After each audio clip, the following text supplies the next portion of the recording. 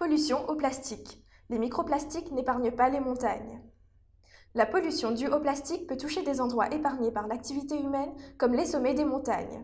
Une étude a détecté des microplastiques dans une zone reculée des Pyrénées françaises. Microplastique, la pollution au plastique gagne la montagne. La pollution au plastique gagne du terrain et affecte désormais les zones montagneuses.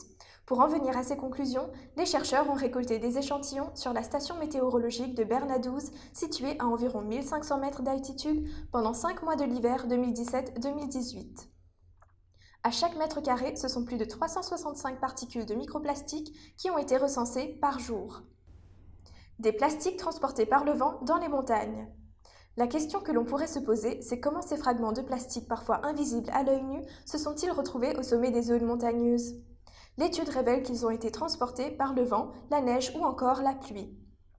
Les microplastiques sont ainsi considérés comme une source de pollution atmosphérique. Deoni Allen, l'un des auteurs de cette étude, déclare « Nous ne nous attendions pas à en trouver autant ». D'après les experts, certains de ces microplastiques sont plus fins qu'un cheveu humain, tandis que d'autres ne font même pas 5 mm. Monsieur Allen explique que ces particules de plastique ont pu parcourir 95 km, mais en l'absence de sources de pollution locale majeure de plastique, ils ont probablement voyagé plus.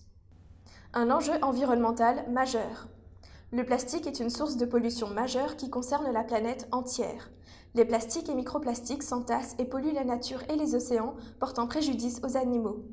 Il est impératif de limiter leur utilisation en privilégiant des matériaux durables et le recyclage.